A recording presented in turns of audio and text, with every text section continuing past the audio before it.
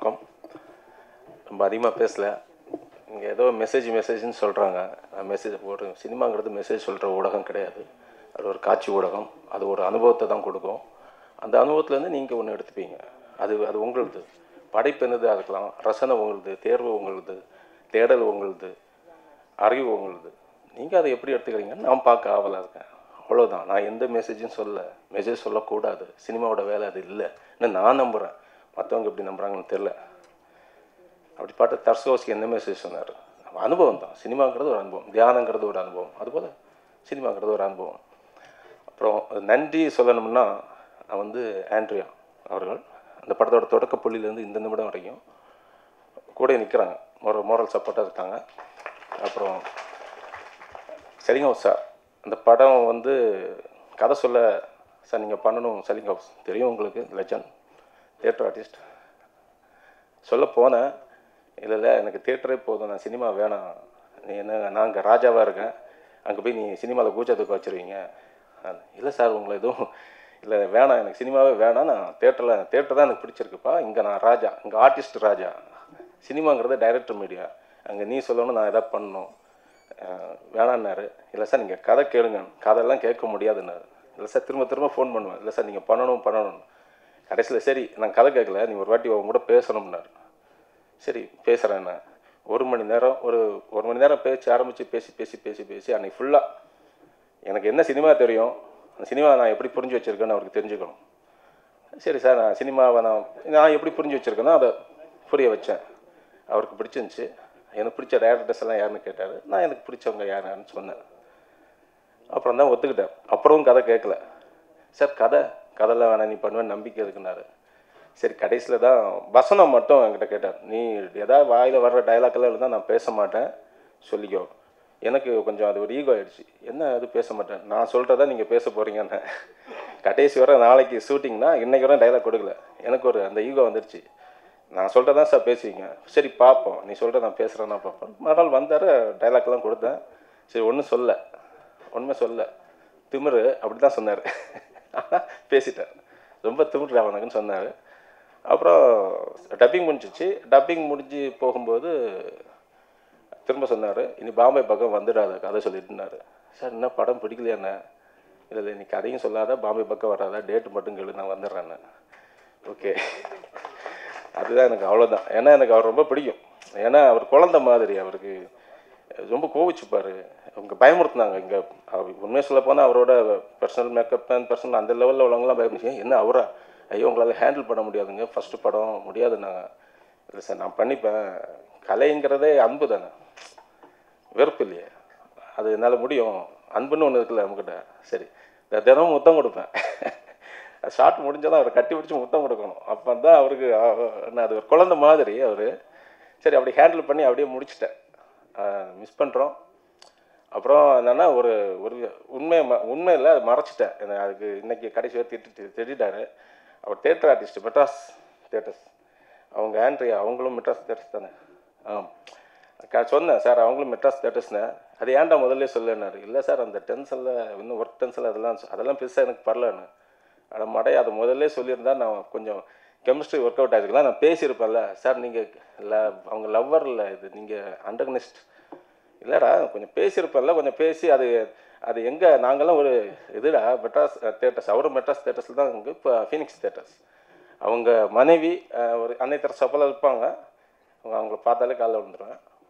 அப்புறம் ஆண்ட்ரியா, உண்மை சொல்ல போனால் இந்த படத்தோட துவக்கத்துலேருந்து இந்த நிமிடம் வரைக்கும் என் கூட அவ்வளோ மோரல் சப்போர்ட், அவ்வளோ கடினமான சூழல்லையும் என் கூட நின்னாங்க. நன்றி ஆண்ட்ரியா. அப்புறம் ஜான் மேக் சார் அவர்களுக்கு நன்றி, ஆண்டனி சார் அவருக்கும் நன்றி. அவர் மென்மையான மனிதர் ஆண்டனி சார், அவரும் ஒரு குழந்தை மாதிரி தான், எனக்கு அவருக்கு மட்டும்தான் தெரியும். அது ரொம்ப குழந்தை அவர்.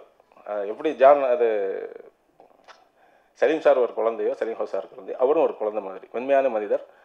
அப்புறம் தயாபரன் சார், இந்த படத்துக்கு உறுதுணை அந்த script actor pictures Thayaparan sir, அவருக்கும் ரொம்ப நன்றி.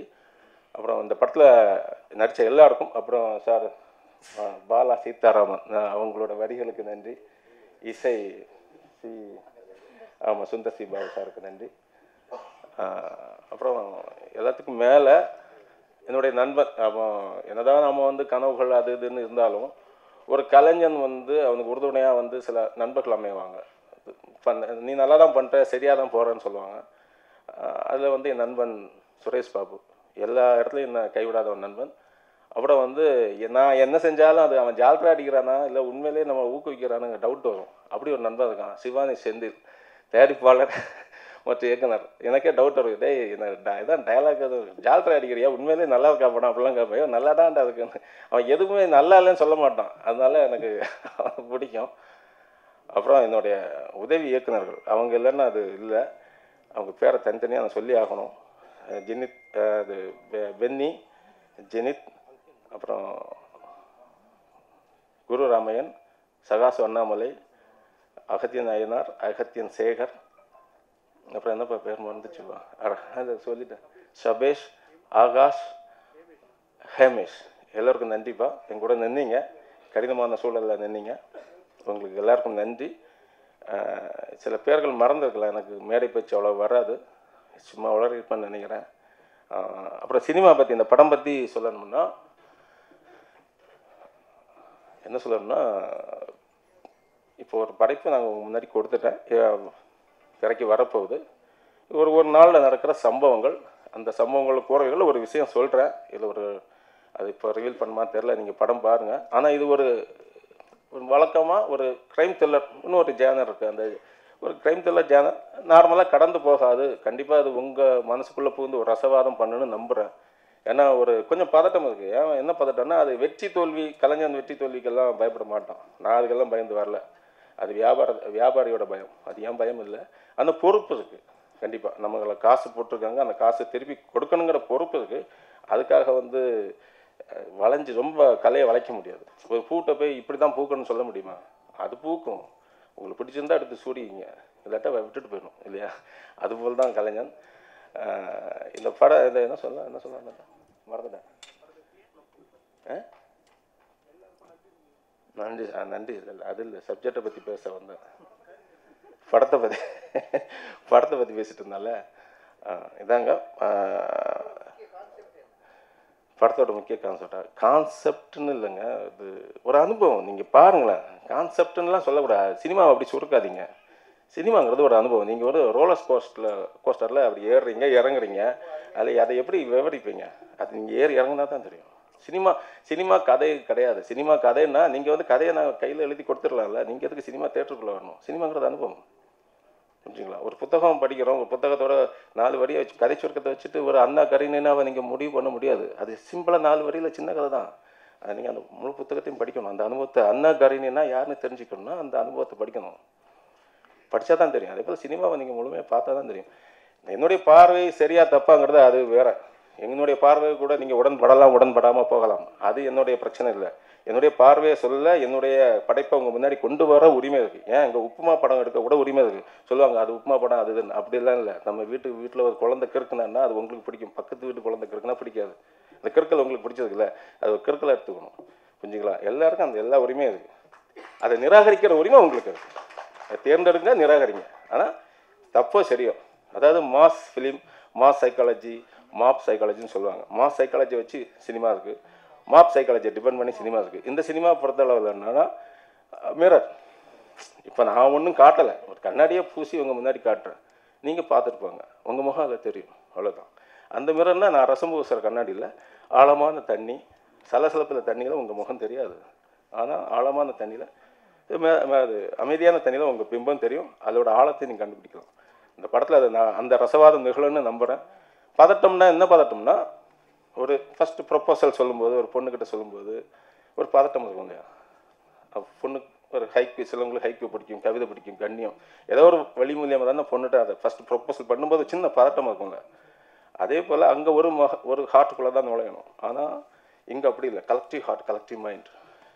அப்போ இன்னும் கொஞ்சம் பதட்டம், இன்னும் கொஞ்சம் பயம் அதிகம். அந்த பதட்டம் எனக்கு இருக்குது, அந்த பயம் இருக்குது. ஆனால் நுழைஞ்சிடுவேன்னு நம்புகிறேன், நுழைஞ்ச ரசவாதம் செய்யும்னு நம்புகிறேன், புரிஞ்சுங்களா? அப்புறம் உங்கள் கையில் இருக்குது, புரிஞ்சுங்களா? நன்றி, வணக்கம். அனைவருக்கும் வணக்கம். ஆக்சுவலி முதல்ல வந்து டைரக்டர் ரஞ்சில் பற்றி தான் பேசணும். இந்த படத்தை ரொம்ப போராடி எடுத்திருக்காரு, அதுக்கு ஒரு கைத்தட்டல். பிகாஸ்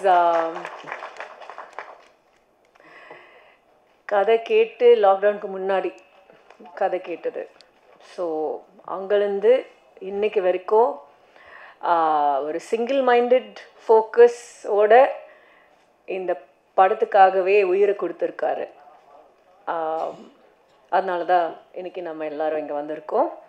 அண்ட் என்னை பொறுத்த வரைக்கும் ஒரு படம் என்பது ஒரு குழந்தையாக பார்த்தீங்கன்னா, ஒரு குழந்தைக்கு 2 பேரண்ட்ஸ் இருக்கு இல்லையா, அம்மா அப்பா. ஸோ அதே மாதிரி ஒரு படத்துக்கு அம்மாவும் அப்பாவும் இருக்குது. அந்த அம்மா வந்து டைரக்டர், அப்பா வந்து ப்ரொடியூசர். 2 பேரும் கோஆப்ரேட் பண்ணி,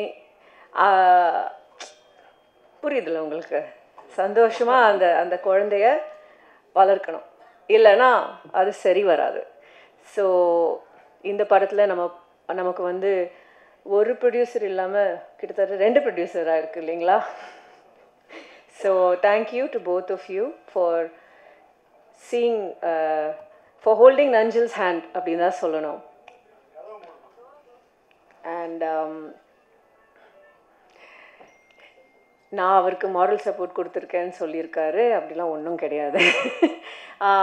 அவர் தான் ஐ திங்க், எப்படி சொல்கிறது, ஒரு சில டைரக்டர்ஸ் காஸ்ட் பண்ணும் பொழுது இவங்க இல்லையா, டேட் இல்லையா, சரி அடுத்தவங்க பார்ப்பாங்க. நிறைய பேர் அப்படி தான் வேலை பார்ப்பாங்க. அவர் ரொம்ப அடம் பிடிச்சி, இல்லை நான் இந்த படம் ஆண்ட்ரியா தான் பண்ணணும்னு ரொம்ப அடம் பிடிச்சாரு. அதனால தான் நானும் இந்த படத்துக்குள்ளே வந்திருக்கேன். வந்ததுக்கப்புறம் கண்டிப்பாக எனக்கு காடுனா ரொம்ப பிடிக்கும். ஸோ இந்த படம்லாம் ஷூட் பண்ணும்போது லொக்கேஷனில் ஃபோன் சிக்னலும் கிடையாது, ஹோட்டலும் கிடையாது, ஏதோ ஒரு வீட்டில் போய் தங்கியிருந்தோம், எனக்கு ஞாபகம் இருக்குது. யா, ஸோ அந்த மாதிரி ஒரு லொக்கேஷனில் போய் ஷூட் பண்ணோம். ஸோ அந்த ஒரு நிஜமான ஒரு காடுக்குள்ளே போயிருக்கோம், அதுதான் நான் சொல்ல வரேன். அண்ட் டெஃபினெட்லி எனக்கு கடவுளை விட காடு தான் கடவுள், கோயிலை விட காடு தான் கடவுள் அப்படின்னு சொல்ல முடியும். Because nature is God for me. So அந்த விதத்தில் பார்க்கும் பொழுது இந்த படம் எனக்கு ரொம்ப ஒரு ஸ்பெஷலான படம். அண்ட் ஐ ஹோப் தட் எல்லாருக்குமே they are able to see the vision beyond the fights and all that. அதை தாண்டி இந்த படம் ஒரு கருத்தை சொல்லும். So I hope the world is able to see that. And நாங்கள் எல்லாரும் பட்ட கஷ்டங்களுக்கு கண்டிப்பாக I hope this film is also successful for the producers and definitely for Nanjal. And thank you to all other technicians, Sundar Babu sir and DOP sir, editor, stunt master, எல்லாருக்கும் மிகப்பெரிய நன்றி. Thank you. மன்னிக்குன்னு நான் நடுவில் பூந்திருக்கேன். இந்த படத்தில் அதான் நினைக்கிறேன், இந்த ஃபாரஸ்ட் ஆஃபீஸர் கேரக்டர் சலீம் கோஸ் வந்து is very close to me. அவரை முதல்ல தமிழ் சினிமாவுக்கு இன்ட்ரடியூஸ் பண்ணோன்னு ஒரு ஹிந்தி சீரியலில் ஒரு காலேஜ் கேரக்டர் பண்ணியிருந்தார். ரொம்ப வாய்ஸ் எனக்கு ரொம்ப பிடிச்சது. அவர் கல்கத்தா பேஸ்டு இருந்தார். கேரளாவுக்கும் தமிழ்நாடுக்கும் கல்கத்தாவுக்கும் கனெக்ஷன் அவர். ஸோ அவங்க சிஸ்டர் மூலமாக நான் ஐ brought him to சின்ன கவுண்டர்ன்ற படத்தில் வில்லனாக நடிக்கணும். எதுக்கு சார், என்ன வில்லனா, ஐயோ நான் பண்ண முடியுமா அதெல்லாம் அப்படின்னாரு. உன்னால் முடியும் தம்பி அப்படின்ட்டு அவரை வந்து கன்வின்ஸ் பண்ணி அந்த கேரக்டர் சொன்னோடனே ரொம்ப பிடிச்சி போய் ஷூட்டிங்க்கு 1 மாதத்துக்கு முன்னாடியே நான் வந்துடுவேன்னாப்ல. அவருடைய கண்டிஷன் நான் சொல்ல வரேன். It's a very great artist. சரி வாங்க அப்படின்னு ஷூட்டிங்க்கு 1 மாதத்துக்கு முன்னாடியே அந்த ஷூட்டிங் எந்தெந்த இடத்துலலாம் எடுக்க போகிறோமோ அந்த ஏரியாவிலேயே ஒரு வீடு எடுத்து அவன் தங்க வச்சிட்டேன். He wanted to learn all the nuances of the scoundrel community. Yes, நான் சொல்லிட்டேன், இங்கே கொங்கு தமிழில் தான் பேசணும். ஒரு ஆள் வந்து நம்ம அந்த லொக்கேஷன் மேனேஜர் அவன் வாய் திறந்தாலே கொங்கு தமிழில் பேசுவான், ராஜான்னு உங்களுக்கு தெரியும். அவனை கூட வச்சு அனுப்பி விட்டேன். ஸோ அவங்களுடைய கேரக்டர் என்ன, அங்கே போயிட்டு வேஷ்டியை கட்டிட்டு அவங்க மாதிரியே சட்டையை போட்டு 1 மாதம் அங்கேயே கிடந்தான். Such a dedicated artist. 2வது இந்த படத்துக்கும் எனக்கும் ஜான் மேக்ஸுக்கும் ஒரு சம்மந்தம் இருக்குது. நான் ஒரு தடவை இவர் நடிச்சிட்ருக்காருன்னே நம்ம படத்துலன்னு சொல்லியோ எனக்கு ரொம்ப க்ளோஸியாக அவன் நம்பரு எனக்கு பிடிச்சி உடனே ஃபோனில் போட்டு கொடுத்தாரு. அப்போ இந்த படம் ஷூட்டிங் முடிஞ்சிடுச்சுன்னு நினைக்கிறேன். ரொம்ப நேரம் பேசிகிட்டு இருந்தோம். அதுக்கப்புறம் தான் அந்த சோகமான நிகழ்வு. கிட்டத்தட்ட 1 வாரம் 10 நாள் இருக்கு. என்னால் நினச்சி கூட பார்க்க முடியல. அப்போல அழகாக அன்பாக பேசிகிட்டு இருந்தார் அவர், நம்மக்கிட்ட இல்லையேன்னு சொல்லி. ஸோ அவருடைய ஆன்மா எப்பவுமே வந்து இந்த படத்தோட சக்ஸஸ் கூட இருக்கும். ஏன்னா அவர் இல்லைன்னா கூட இந்த படத்தின் மூலமாக நான் இருக்கிறேன்றதை காட்டுவான். அந்த மாதிரி ஒரு வெறி பிடிச்ச நடிகன். ஸோ அவரெல்லாம் வந்து உண்மையிலுமே we have to remember this guy. Thanks. மரியாதைக்குரிய சக பத்திரிகையாளர் நண்பர்கள், ஊடக நண்பர்கள் எல்லாத்துக்குமே என்னுடைய முதல் பணிவான வணக்கம் தெரிவிச்சுக்கிறேன். அதுக்கப்புறம் படத்தினுடைய டைரக்டர் நாஞ்சில் அவர்கள், கேப்டன் ஆஃப் தி ஷிப்னு சொல்லுவாங்க, அவருக்கும் படத்தினுடைய தயாரிப்பாளர்கள் ஜான் மேக்ஸ் அவர்கள், படத்தை ரிலீஸ் பண்ணது வந்து ஆண்டனி தாஸ் அவங்க ரிலீஸ் பண்ணியிருக்காங்க, சசிகலா ப்ரொடக்ஷன்ஸு. சசிகலா ப்ரொடக்ஷன்ஸு எல்லா படங்கள் எல்லா அவங்களுடைய சமாச்சாரம் ஆரம்பத்துலேருந்து ஒவ்வொன்றுக்கும் என்ன வந்து அழைப்பு கொடுத்துட்டே இருக்கிறாங்க. நானும் எல்லாத்துக்கும் வந்து மிஸ் பண்ணாமல் வந்துட்டுருக்கேன். அந்த அளவுக்கு ஒரு நட்பு இருக்குது. அதுக்கு காரணம் வந்து அவங்கக்கிட்ட மதன் இந்த மாதிரி ஸ்டாஃப்ஸ் இருக்காங்களே ரொம்ப முக்கியம். அவர் இருக்கார் வேலையும் இங்கே இருந்துக்கிட்டு அவங்க எல்லா வேலையும் எல்லோரும் ரொம்ப நல்லா பார்த்துக்கிட்டு இருக்காங்க. அதனால் அவங்கள குறிப்பாக பாராட்டணும்.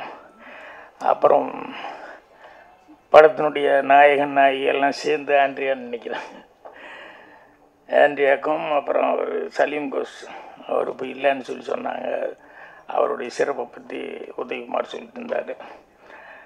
அதனால் அவருக்கு என்னுடைய வருத்தம் என்னென்னா, நல்ல ஒரு கலைஞன் வந்து டக்குன்னு இப்படி போயிட்டார் அப்படிங்கிறது.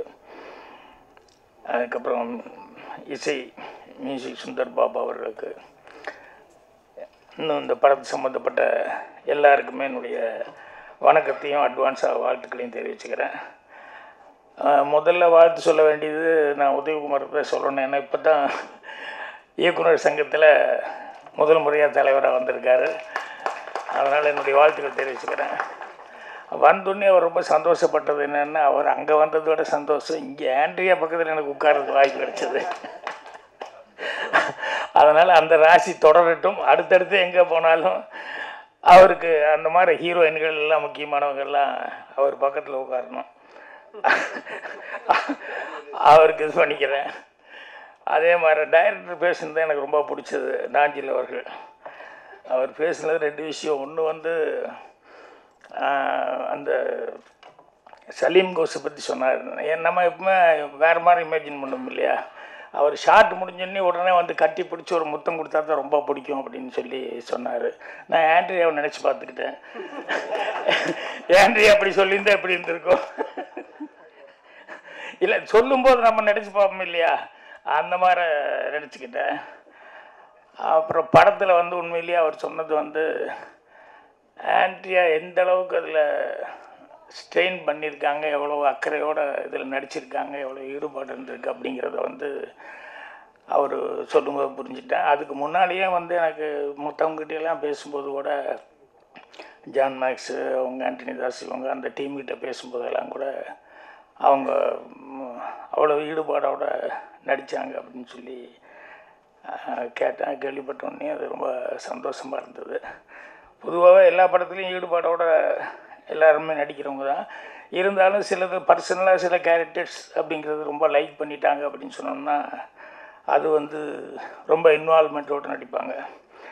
அடுத்து டைரக்டர் சொன்னதில் நிறையா சினிமாவை பற்றி புதுசாக இருந்தது எனக்கு. அவர் சொன்னதில் நிறைய விஷயங்கள் என்னென்னா, சினிமாங்கிறது ஒவ்வொருத்தரும் ஒவ்வொரு மாதிரி சொல்லியிருக்காரு. அவர் கொஞ்சம் யாரோ ரெஃபரன்ஸ் எல்லாம் கொடுத்துட்டு இது அனுபவம் அப்படின்னு சொல்லி சொன்னார். பொதுவாக படம் ட்ரெய்லர் அதெல்லாம் பார்த்தா தான் படத்தை உடனே பார்க்கணும் அப்படின்னு சொல்லி தோணுது. இதில் ஆண்ட்ரியா ஆக்ஷன் அப்படின்னு சொல்லி நடித்ததெல்லாம் பார்த்துட்டு கண்டிப்பாக பார்க்கணுன்னு. அதை விட அவர் டைரக்டர் பேசினதை வச்சு இவ்வளோ ஏதோ சொல்கிறாரு, ஒரு வித்தியாசமாக இருக்க, அதனால் அவசியம் படம் என்ன இருக்குதுன்னு பார்க்கணும் அப்படிங்கிற மாதிரி ஒரு ஆர்வத்தை கொடுத்தது. வந்தோடனே யாருக்கிட்ட என்ன இதுன்னெல்லாம் கேட்டுக்கிட்டு இருந்தேன். அவருடைய எக்ஸ்ப்ளனேஷனுங்கிறது கொஞ்சம் வித்தியாசமான முறையில் இருந்தது. இந்த படங்கள், இந்த மாதிரி படங்கள், காமார படங்கள் எல்லாம் வந்து அந்த காலத்தில் நான் ரொம்ப விஜயில் நடித்து revolver, Rita, Kanchana, confide Kanchana, அந்த மாதிரி டப்பிங் படங்கள் தெலுங்கில் எடுத்து அது பூரா வந்து வரும். அதெல்லாம் மிஸ் பண்ணாமல் நான் பார்த்துருவேன். எப்பவுமே இந்த டப்பிங் படங்கள் தெலுங்குலேருந்து வர்றது ஃபைட் படம்னா எனக்கு ரொம்ப பிடிக்கும். அதனால் மிஸ் பண்ணாமல் காந்தாராவ் படங்கள் இதெல்லாம் நான் பார்த்துக்கிட்டே இருப்பேன். அந்த மாதிரி அவங்க விஜய் லலிதா நடித்தாங்க. அதுக்கப்புறமா விஜய் லலிதாவுக்கு அப்புறம் வந்து அப்புறம் ஆக்ஷன் படங்கள் விஜய் சாந்தி கொஞ்சம் வேறு மாதிரி சோசியல் டைப்பில் வந்து விஜய் சாந்தி வந்து நடித்தாங்க. ஸோ விஜய் லலிதா அது வந்து பூரா கவ்பாய் படங்கள் அந்த ஜாதியில் இருக்கும். விஜய் சாந்தி ஃபேமிலி ஓரியன்டாக செஞ்சாங்க. ஸோ எல்லாமே ரெண்டுமே லைக் பண்ணுற அளவுக்கு தான் இருந்தது. அப்போல்லாம் கர்ணன் டைரக்டர் தான் இந்த கவ்பாய் படங்கள்னு சொல்லி இங்கிலீஷில் வர்ற படங்கள் பூரா அந்த மாதிரி டைப்பில் வந்து அந்த ஜாதியில் இங்கே படம் எடுக்கிறது, அந்த மாதிரி கண்ணுகன்னெல்லாம் வச்சுட்டு எடுக்கிறது அப்படிங்கிறது அவர் கர்ணன் சார் படங்கள் தான். அந்த ஹார்ஸ் ரைடிங்லேருந்து ஃபைட்டிங்கு எல்லாமே வித்தியாசமாக இருக்கும். அது அந்த படங்கள்லாம் பார்த்தது. அதனால் இப்போது ஆண்ட்ரியா நடிச்சு இந்த படம் பார்க்கணும் அப்படின்னு. ஏன்னா நிறைய இந்த மாதிரி படங்கள்லாம் வந்து லேடி ஓரியன்டான படங்கள் இங்கிலீஷில் கூட நிறைய படம் இருக்குது. கில் பில்லா ஏதோ ஒரு படம், அது வந்து பார்ட் 1 பார்ட் 2 இப்படியெல்லாம் மாறி மாறி வந்தது. இனி ஒரு படம் வில்லியா ஒரு பொம்பளை நடிச்சிருப்பா. அவர் ஹீரோ நல்ல பாடி பில்டர், அவர் பேர் நம்ம மறந்து போச்சு எனக்கு. அவர் வந்து அது ஒரு படத்தில் ஹீரோ. அந்த படத்தில் அவர் மேலே வந்து எங்கே போனாலும் ஒரு மர்டர் நடக்கும். அந்த மர்டர் வந்து அவர் மேலே அந்த சார்ஜ் வந்துடும், மர்டர் சார்ஜ். ஸோ அவர் அதில் போலீஸ்கிட்டேருந்து தப்பிச்சு ஓடிட்டுருப்பார். அப்படி இங்கே வாங்க அங்கே வாங்க, உங்களுக்கு எதுக்காக என்னங்கிறதுல விளக்கம் சொல்கிறான்னு சொல்லிட்டு ஒரு ஸ்பாட்டுக்கு போய் நிற்பார். போய் நிற்கிற இடத்துல பூரா பார்த்தீங்கன்னு சொல்லி சொன்னோம்னா மறுபடியும் மர்டர் நடக்கும், மறுபடியும் மாட்டிக்குவார். கடைசியில் கிளைமேக்ஸில் வந்து இது எல்லாத்துக்கும் காரணம் இத்தனை மர்டர்லாம் பண்ணதுன்னு சொல்லிட்டு அங்கே தான் ஒரு லேடி கொண்டு வருவாங்க. என்னென்னா அவங்க வந்து அதுக்கு முன்னால் நிறைய ஆக்ஷன் எல்லாம் வந்தது. அப்போ லேடினே தெரியாது. சில இடங்கள் தப்பிச்சு போகிற இடங்கள்லாம் அவ்வளோ நல்லா அந்த ஆக்ஷன் சீக்வன்ஸ் எல்லாம் இருந்தது. அதுக்கப்புறம் கிளைமேக்ஸில் வந்து அந்த லாஸ்ட்டு ஃபைட் சீக்வன்ஸ் வரும்போது அப்போ தான் ஓப்பனாக லேடின்னு காமிப்பாங்க. அவங்களுக்கு எல்லா ஸ்கில்லும் இருக்குது, ஏன்னா ஆர்மியில் வந்து வேலை பார்த்தவங்க அப்படின்னு சொல்லிட்டு. அந்த கிளைமேக்ஸ் ஃபைட்டெல்லாம் கூட ரொம்ப ஒரு ஓப்பன் டெரஸ், ரொம்ப பெரிய ஹைட்டான ஒரு பில்டிங்கில் மேலே நடக்கும். ஸோ அப்போ அந்த பொண்ணு எந்த அளவுக்கு, ஸோ இங்கிலீஷில் சில பேர்த்து நம்பி லேடிஸ் வந்து போடும்போது உண்மையிலேயே அவங்க அந்த அளவுக்கு அந்த ஆக்ஷன் பண்ணுற அளவுக்கு பாடியை வச்சுக்கிட்டு அந்த டேலண்ட்டோடு அவங்க பண்ணியிருப்பாங்க. ஸோ அந்த மாதிரி அந்த பொண்ணு அந்த படத்தில் நடிக்கும்போது கூட ரொம்ப நல்லா பர்ஃபார்மன்ஸ் பண்ணியிருந்தது. அதில் கடைசியில் ஹீரோ அவனுக்கு ஒரு இது வேறு, ஏரோ வேறு அந்த பொண்ணு விட்டதில் அதுலேயும் வேறு ரொம்ப இதாகிடுவான். அதோடு மீறி ஃபைட் பண்ணிட்டு இருக்கும்போது அவன் எப்படியோ டாட்ஜ் பண்ணி அந்த பொண்ணு இவனை தள்ள வரும்போது இவன் அந்த பொண்ணை தூக்கி விட்டா அவ்வளோ பெரிய பில்டிங்லேருந்து ஒரு ராடு நீட்டிகிட்டு இருக்கோம், அதை பிடிச்சி அப்படியே தொங்கிட்டு இருப்பான். ஸோ கீழே அவ்வளோ டெப்த்து. இப்போ அவன் தொங்கிட்டு இருக்கும்போது இவன் கஷ்டப்பட்டு எந்திரிச்சு மெல்ல பக்கத்து வந்து பார்ப்பான். அவளுக்கு தெரியும் இனிமேல் இதுக்கு மேலே வந்து நம்ம தப்பிக்கிறதுக்கு சான்ஸே இல்லை, ஏன்னா ஒரு 15-20 மாடிக்கு மேலே இருக்கும். இவ்வளோ டெப்த்தில் நம்ம உழுக போகிறோம், சாக போகிறோம் அப்படின்னு சொல்லும்போது அப்போ வந்து மெல்ல வந்து சொல்லுவாள், இந்த மாதிரி இனி நம்ம தப்பிக்க முடியாதுங்க சொல்லும்போது ப்ளீஸ் ஹெல்ப் மீ அப்படிங்கிற மாதிரி சொல்லுவாள். அப்போ அந்த ஹீரோ வந்து சொல்லுவான் என்னென்னா, இத்தனை பேர்த்து நீ கொலை பண்ண லைனா, அதுவும் உயிர் தானே, அப்போல்லாம் உனக்கு ஃபீலிங்கே எதுவுமே கிடையாதா? இத்தனை பேர்த்து கொண்டுட்டு இப்போ உன் உயிருங்கும் போது மட்டும் ஹெல்ப் மீன்னு சொல்லி கேட்குறியா அப்படிமா. அப்புறம் அவளுக்கு தெரியும் இனிமேல் ஹெல்ப் பண்ண போகிறதில்ல, அதனால தான் அட்வைஸ் பண்ணுறேன் அப்படின்னு சொல்லிட்டு கோவத்தில் வந்து கோ டு ஹெல் அப்படின்னு கத்துவா.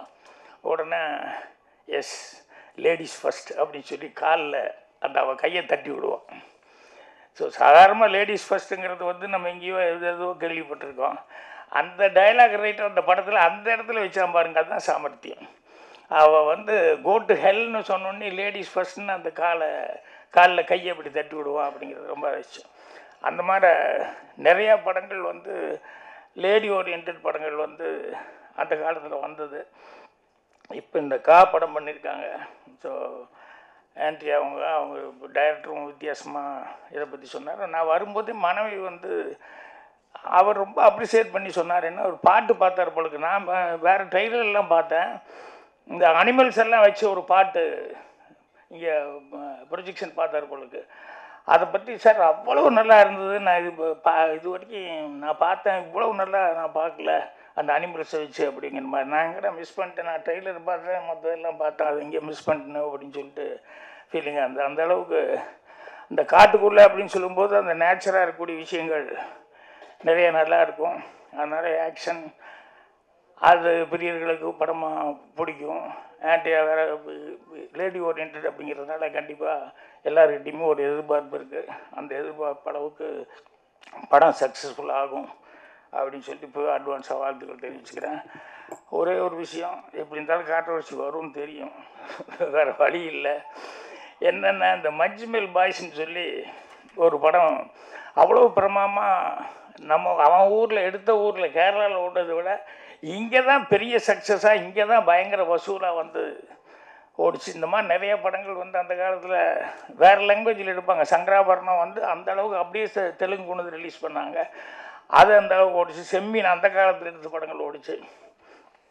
இப்படி வந்து நிறைய படங்கள் அடுத்த ஊரில் எடுக்கிறது வந்து லைக் பண்ணுறாங்க ஜனங்க. அதனால் வந்து அதில் ஏதோ ஒரு விஷயம் இருக்கிறதுனால தான் அந்த அளவுக்கு போயிருக்கு. ஆனால் நம்ம ஊர் ரைட்டர் ஒருத்தர் வந்து ரொம்ப கீழே இறங்கி அதை விமர்சனம் பண்ணதுங்கிறது மனசுக்கு ரொம்ப கஷ்டமாக இருந்தது. ஏன்னா அவர் நல்ல ரைட்டு, பெரிய ரைட்டு, பேர் வாங்கினவர். அது ஏன் வந்து மனசுக்கு வருத்தமாக இருக்குது அப்படின்னு சொன்னோம்னா, அது படத்தை மட்டும் விமர்சனம் பண்ணி ஒரு வார்த்தையை விட்டுருந்தா பரவாயில்ல, வேறு மாதிரி வார்த்தைகள் விட்டார். அதாவது படத்தை பற்றி விமர்சனமோ இல்லை படத்தை டைரக்டர் அதை பற்றி விமர்சனம் விட்டு பொதுவாக கேரளாக்காரங்க அதில் நடித்த நடிகர்கள் கேரளாக்காரங்க அப்படின்னு சொல்லிட்டு இந்த மாதிரி ஒரு வார்த்தை விட்டது அப்படிங்கிறது அது தமிழனுடைய நாகரிகமாக இல்லை, நம்ம பண்பாடும் கிடையாது. ஏன்னா நம்ம எல்லாத்தையும் பாராட்டி தான் சொல்லிக்கிறோம் ஒழிய யாரையும் வந்து அவ்வளோ இறங்கி விமர்சனம் பண்ணல. ஸோ ஒரு ரைட்டர் வந்து அப்படி விமர்சனம் பண்ணார் அப்படிங்கும்போது ரொம்ப கஷ்டமாக இருந்தது. என்னென்னா சினிமாவில் வந்து என்ன வேணாலும் நீங்கள் விமர்சனம் பண்ணலாம். அந்த படத்துலேயே வந்து ஏதாவது எனக்கு அது பிடிக்கல, நீ தமிழ் இப்படி காமிச்சிருக்க அப்படி காமிச்சிருக்க அப்படிங்கிறது இந்த மாதிரி வர்றதுங்கிறது தப்பு இல்லை. படத்தில் அது சரியில்லை இது சரியில்லைன்ட்டு பர்சனலாக வந்து அந்த ஊருக்காரங்களை அப்படின்னு சொல்லி அப்படி பேசுனது அப்படிங்கிறது தான் ரொம்ப ஒரு கஷ்டமான ஒரு சமாச்சாரம். நான் அந்த நேரத்தில் சொல்ல அப்புறம் வெளியூர் அங்கேயும் சுற்றினது. அவர் ரெண்டாவது சூட்டோட சூடாக பேசி எரிய நெருப்புல மறுபடியும் கொஞ்சம் எண்ணெய் ஊற்றுற மாதிரி வர வேண்டாம், கொஞ்சம் சூடெல்லாம் அடங்கட்டும் அப்படின்னு சொல்லிட்டு தான் விட்டேன். இது கூட இப்போ நான் பதிவு பண்ணுறது எனக்காக மட்டுமல்ல, இன்னும் தமிழ்நாட்டில் யாருமே அதை பற்றி ஒன்றும் கண்டுக்கவே இல்லையா அப்படின்னு சொல்லிட்டு அந்த கேரளா பீப்புள் அவங்க நினைக்கக்கூடாது. அதுக்காக தான் நான் வந்து பதிவு பண்ணுறேன். தமிழ்நாட்டில் அப்படி கிடையாது. தமிழ்நாட்டிலையும் அது மாதிரி எல்லாம் வந்து வர்றதை வந்து கண்டிக்கிறதுக்கு ஆட்கள் இருக்கிறாங்க அப்படின்னு சொல்லிட்டு. ஏன்னா இப்போ நம்மளே படம் எடுக்கும்போது, இப்போ அந்தையல் நாட்டில் எடுக்கும்போது, பாலக்காட்டு மாதவன் எடுக்கும்போது அதை அவ்வளோ பேர் அப்ரிஷியேட் பண்ணுற மாதிரி எடுத்தேன், அது பாராட்டினாங்க. அதே நேரத்தில் வந்து சின்ன வீடு படத்தில் வந்து ஒரு கேரளாக்கார பொண்ணை பின்னால் போய் டாவடிச்சிட்டு இருப்பேன், ஓமலால் கண்டு யான் பொங்கினா இல்லை அப்படின்னு சொல்லிட்டு பின்னால் போய் டாவடிச்சிட்டு இருப்பேன், அதெல்லாம் பண்ணுவேன் அப்படிங்கிற மாதிரிலாம் பண்ணுவேன். ஸோ அதுக்கு விமர்சனங்கள் வர்றது உண்டு. மௌன கீதங்களில் வந்து ஒரு லாட்ஜில் போய் நான் தங்க போகும்போது இங்கே எல்லா ஸ்டேட்டும் உண்டு சார் அப்படின்னு சொல்லிட்டு தமிழ், தெலுங்கு, கன்னடா, மலையாளம் அப்படி இப்படின்னு சொல்லிட்டு அது ஒரு தப்பான இடத்துல போய் ஒரு தங்குறாரு அப்படிங்கிற மாதிரி சொல்லி இதுக்கு வந்து வேறு இடத்துல வரல. நான் கர்நாடகாவில் வந்துச்சு, எப்படி எங்கள் ஊரை சொல்லலாம் அப்படின்ட்டு அந்த ஊரில் மட்டும் இல்லாத மாதிரி அந்த நேரத்தில் வந்து பெரிய பிரச்சனை வந்தது. இப்படி ஒவ்வொரு ஊர்லேயும் ஒவ்வொரு அப்ஜெக்ஷன்கள் ஏதாவதெல்லாம் பிரச்சனையெல்லாம் வர்றது உண்டு. இது வந்து இவர் வந்து சொன்னதுங்கிறது வந்து அந்த பர்சனலாக அவங்கள அட்டாக் பண்ணாமல் இருந்தால் நல்லா இருந்திருக்கு. அதை அட்டாக் பண்ணதுனால நிச்சயமாக அதெல்லாம் அவங்க மைண்டில் ஏறும். ஏன்னா நிறைய பேர் டெக்னீஷியன்ஸ் இருக்கான், ஆர்டிஸ்ட் இருக்கான், எல்லாத்துக்குமே அது மைண்டில் இருக்குது. ஏன்னா நமக்கு இன்றைக்கி தமிழ்நாட்டில் இருக்கிறவங்க வந்து எல்லா இடத்துலையும் தெலுங்கில் நம்ம டெக்னீஷியனுக்கு இருக்கிற மரியாதை அதுக்கு தெரியும். அதே மாதிரி பாம்பேயில் இருக்கிறவங்க வந்து நம்ம தமிழ் ஆளுங்க அப்படின்னா டெக்னீஷியன்ஸ்னால் எவ்வளோ மரியாதை கொடுக்குறாங்க அப்படிங்கிறது தெரியும். அந்த மாதிரி எல்லாரையும் வந்து நம்ம இங்கே இருக்கிற போல ஆளுகளையும் மரியாதை கொடுக்குறாங்க. இப்போ உதயகுமார் மற்றவங்கலாம் பேசுன மாதிரி சலீம் கோஸ்னா அவர் யார் என்னவோ இருந்தாலும் டேலண்ட் இருந்ததுன்னா சொல்லி மரியாதை கொடுக்குறாங்க. அந்த மாதிரி வந்து மரியாதை கொடுக்குறாங்க. அதே மாதிரி கேரளா பீப்புளில் வந்து அவங்க ஊரில் பெரிய டைரக்டராக இருந்தால் கூட தமிழில் ஒரு படம் பண்ணுறது மிகப்பெரிய கௌரவமாக நினச்சி ஒவ்வொரு டைரக்டரும் ட்ரை பண்ணுறாங்க இங்கே. ஸோ நம்ம ஆளுகளும் அவங்களுக்கு வாய்ப்பு கொடுத்துட்ருக்காங்க. தமிழ்லேயே அதே மாதிரி நிறைய படம் பெரிய ஹீரோஸ் வச்சு விஜய் முதல் கொண்டு எல்லா பெரிய ஹீரோஸ் எல்லாம் வச்சு சக்ஸஸ் பண்ணிகிட்ருக்காங்க. ஸோ அதனால் எல்லா டெக்னீஷியனுங்களும் வந்து நல்ல டெக்னீஷியன் எங்கே இருந்தாலும் எல்லாருமே எல்லாம் அப்ரிஷியேட் பண்ணி பண்ணுவாங்க. அதனால் இந்த விமர்சனம்ங்கிறது வந்து எனக்கு ஒரு வருத்தமாக இருந்தது. அதனால் வந்து தமிழ்நாடு சார்பில் யாரும் பேசலையே பிடிக்கலையேன்னு சொல்லிட்டு அவங்க நினைக்கக்கூடாது அப்படிங்கிறதுக்காக தான் இந்த பதிவு பண்ணேன். நாளையிலேருந்து கொஞ்சம் நிறையா இதை பற்றி கூறணும்னு நினைக்கிறேன். கொஞ்ச நாளாக பத்திரிக்கை மேட்ரு இல்லாமல் இருந்தது, அதாவது என்னை பற்றி இல்லாமல் இருந்து இப்போ இந்த மேட்ரு வந்துருச்சு. அதனால் எழுத்தாளர் சங்க தலைவர்னு சொன்னோம்னா அதுக்கு 4 பேர் என் ஊர்லேயே சண்டைக்கு வந்துடுவான். நீங்கள் தனிப்பட்ட முறையில் சொல்ல வேண்டியதானே, நீங்கள் எப்படி எங்களையெல்லாம் சேர்த்துக்கிட்டீங்க அப்படின்னு கேட்டால், அதனால் தலைவராக நான் சொல்ல விரும்பல. பாக்யராஜா பர்சனலில் சொன்னேன், எது வந்தாலும் நம்ம வாங்கி கட்டிக்கலாம் அப்படிங்கிறதுக்காக தான், வேறு ஒன்றும் இல்லை. ஏன்னா இதில் போய் எழுத்தாளர் சங்கத்தையெல்லாம் நான் சேர்த்துனேன்னா அவங்களுக்கெல்லாம் கொஞ்சம் யாருக்காவது சில பேர் கரெக்டு தான் அப்படி. ஏன்னா ஒவ்வொரு இடத்துலையும் ஒவ்வொரு மாதிரி இருக்கிறாங்க ஆட்கள். அதில் தமிழில் பேசணுன்னு வந்து இப்படி தரக்குறைவாக பேசிட்டாங்க, தமிழ் ஆளுகளை வந்து தப்பாக காமிச்சிட்டாங்க, அப்படி சில பேர்த்துக்கு கொஞ்சம் கோவம் இருக்கத்தான் செய்யும். அவங்களுக்கு சொல்லுன்னு வந்து அது இல்லை அது கரெக்டு தான் அப்படின்னு கூட நினைப்பாங்க.